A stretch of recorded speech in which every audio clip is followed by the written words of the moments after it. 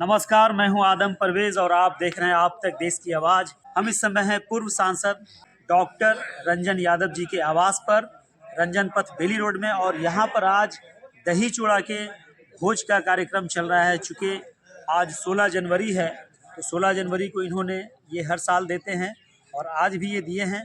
और कई सारे लोग यहाँ पर उपस्थित हुए हैं जो उनके बहुत करीब हैं, जो उनके साथ कदम से कदम मिलाकर चलते हैं।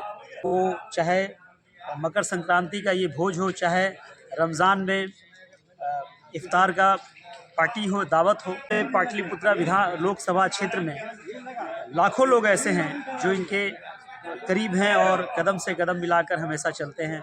तो आज यहाँ पर जो दावत चल रही है, दावत में सभी लोग सम्मिलित हैं।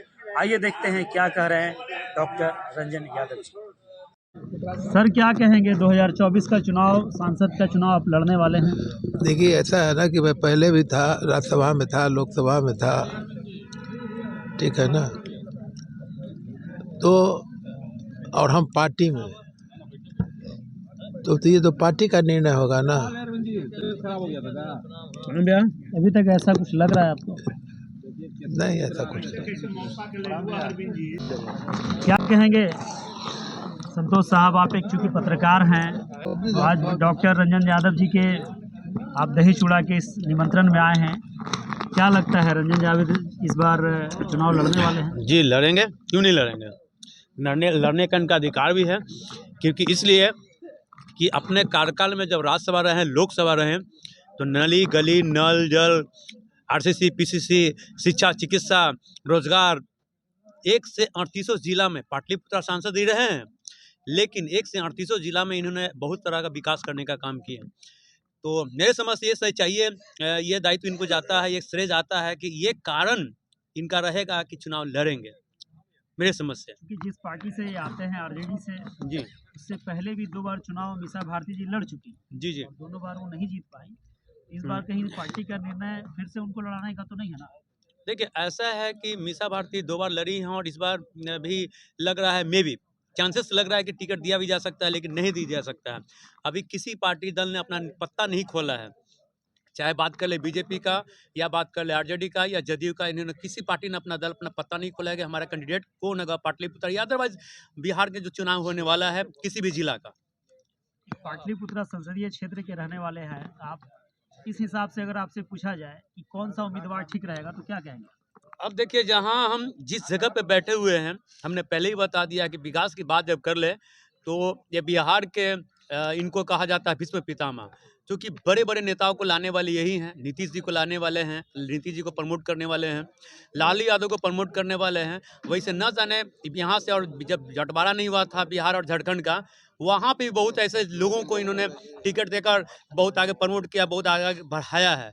तो इस लिहाज से देखा जाए तो विधायक और सांसद बहुत सारे इनके जो शिष्य रहे हैं, उनका भी चाह है कि एक बार पाटलिपुत्रा संसदीय क्षेत्र से एक बार डॉक्टर रंजन प्रसाद यादव जो हैं उनको उम्मीदवार बनाया जाए, ताकि पाटलिपुत्रा संसदीय क्षेत्र का विकास हो। बहुत बहुत धन्यवाद हमसे। देखिए, हम इस समय है डॉक्टर रंजन यादव जी के आवास पर, रंजन पथ बेली रोड पटना में, और यहाँ पर दही चूड़ा का निमंत्रण भोज जो है वो चल रहा है। कई सारे पत्रकार भी यहाँ पे मौजूद हैं और कई सारे वो व्यक्ति मौजूद हैं जो हमेशा डॉक्टर रंजन यादव जी के टच में रहे हैं, उनके साथ कदम से कदम मिलाकर चले हैं। तो आज जो है दही चूड़ा का दावत, अपने चाहने वालों के साथ बने रहते हैं और कभी उनसे दूर नहीं हुए हैं। चाहे वो रमज़ान में इफ्तार का दावत हो या फिर मकर संक्रांति में दही चूड़ा का दावत हो, सभी धर्म, सभी समुदाय के लोगों को ये हमेशा अपने सीने से लगा के रखे हैं। और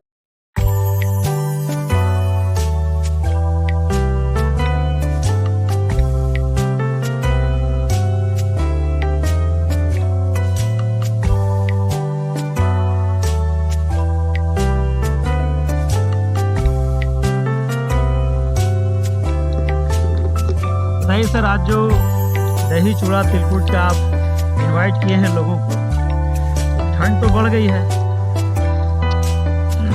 ठंड बढ़ गई है, अवसर पे ठंड बढ़ता ही है, सब अवसर है ठंडा का। सर, ये चूड़ा दही के पीछे कोई राजनीति भी है क्या? ये राजनीति करने वाला हर काम में राजनीति करता है ना। राजनीति करने वाला घर सुनता है। इस चूड़ा दही के ठंड में गर्मी में लाने से क्या 24 के चुनाव में कोई प्रभाव पड़ेगा सर? क्योंकि राम मंदिर का बहुत चर्चा हो रहा है और नरेंद्र मोदी कह रहे हैं कि पूरा देश राममय हो चुका है। देखिए,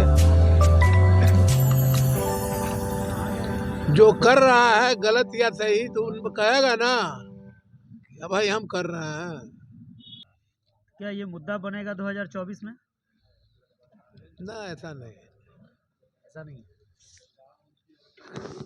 काफ़ी ठंड है और ठंड में दही चूड़ा का ये जो स्वाद लोग ले रहे हैं, चूँकि ऐसी मान्यता भी है कि मकर संक्रांत के बाद, लोहड़ी के बाद ठंड में कमी आ जाती है, लेकिन हम तो देख रहे हैं कि ठंड और बढ़ रहा है और कई सालों से देख रहे हैं कि मकर संक्रांति के बाद ही ठंड बढ़ने लगता है। और सर आप बताइए, कुछ कहेंगे इस पर? हाँ, क्यों नहीं कहेंगे, क्योंकि ये तो एक बहुत इम्पोर्टेंट त्यौहार है और इसमें सारे लोग इकट्ठा होकर के दिल साफ कर करके बैठते हैं, चूड़ा दही खाते हैं। और ये जनता के लिए भी और तमाम लोगों के लिए जो एक शुभकामनाएं हैं इस त्यौहार के ऊपर। और सबसे बड़ी बात यह है कि डॉक्टर रंजन प्रसाद यादव जी, जो हम लोगों के बहुत ही बुजुर्ग लीडर है, नेता हैं और बिहार में बहुत ही प्रिय नेता हैं, और जो काम उन्होंने किया है वो सब लोग जानते हैं और देखते हैं और दिखाई देता है। और कहीं पर भी उनका जो है कोई ऐसा नहीं है, वो साफ सुथरे आदमी हैं और इंसाफ पसंद आदमी हैं और काम करने वाले आदमी हैं और काम पर विश्वास रखते हैं और सभी जाति के लोगों को लेकर चलते हैं।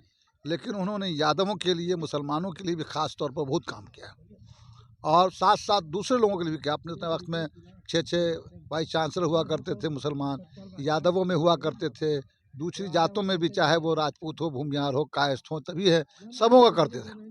लेकिन जिस रेशियो से वो करते थे वो लोग उसमें बहुत खुश रहते थे। और वो पहला जो पीरियड था 5 साल का, वो बहुत गोल्डन पीरियड था रंजन यादव के टाइम में बिहार के अंदर में, और उसी को डेवलपमेंट भी कहा जाता है। बिहार, पटना के अंदर कभी भी ऐसा नहीं था बिहार के अंदर कंसेप्ट की फुटपाथ बने और ये बने वो बने, कभी जानते ही नहीं थे लोग। लेकिन उन्होंने जब कमान संभाला तो उन्होंने वो समझिए कि एक तरह का मार्गदर्शन दिखलाया कि देखिए डेवलपमेंट हो सकता है। फुटपाथ बनाया, सब जगह रोड का जो है उद्घाटन किया, समझा। और तमाम जगहों पे जो है वो क्या कहते हैं, चले जाइए आपके अलीनगर में, हारून नगर में, समनपुरा में जो मुस्लिम इलाका है वो, उसके बाद जमालुद्दीन चक कितना दूर है, वहाँ सब जगह बोर्ड लगा हुआ है। ये नहीं कि खाली यादवों के यहाँ बनाए, ऐसा नहीं, यादवों को तो बनाए ही बनाए, मुसलमानों का भी बनाया और दूसरे जात के तमाम जितने लोग थे पटना में सबका बनाया। ये नहीं कोई कह सकता है कि रंजन यादव ने खाली यही काम किया कि 2 ही आदमी को देखा बाकी को नहीं देखा, बल्कि सबों के लिए बना। और उस पर जो रोड पर चल रहा है वो तो सभी जात पात के लोग चल रहे हैं, सभी इसके लोग हैं। वो एक बहुत बड़ा खिदमत खल्क इन्होंने काम किया है, समझा। खिदमत खल्क उसको कहते हैं कि जिसमें तमाम इंसान जो है वो उस पर चलती है और उसको आराम मिलता है, समझा। तो उसमें न कास्ट है, न क्रीड है, न रिलीजन है, न कुछ है, नहीं समझा। और उसका जो है फ़ायदा लाभ जो है उन्होंने पहुंचाया। यही वजह है कि रंजन यादव जी जो है वो प्रिय हैं लोगों के, और आज भी है। अगर उनकी बात अगर उनको माने तो बिहार और भी सुधर सकता है। क्रांति के उपलक्ष्य में बिहार और देश की जनता को हमारी तरफ से बहुत बहुत धन्यवाद और मुबारकबाद। धन्यवाद मैं माननीय पूर्व सांसद डॉक्टर रंजन प्रसाद यादव जी को देना चाहता हूं कि हर साल की भांति इस साल भी इन्होंने मकर संक्रांति का दही चूड़ा का आयोजन किया और इतने ठंड में भी अच्छे खासे तादाद में लोग इनके घर आए और बहुत उत्साह का पर्व है। शुरुआत हुआ आज से नए वर्ष का,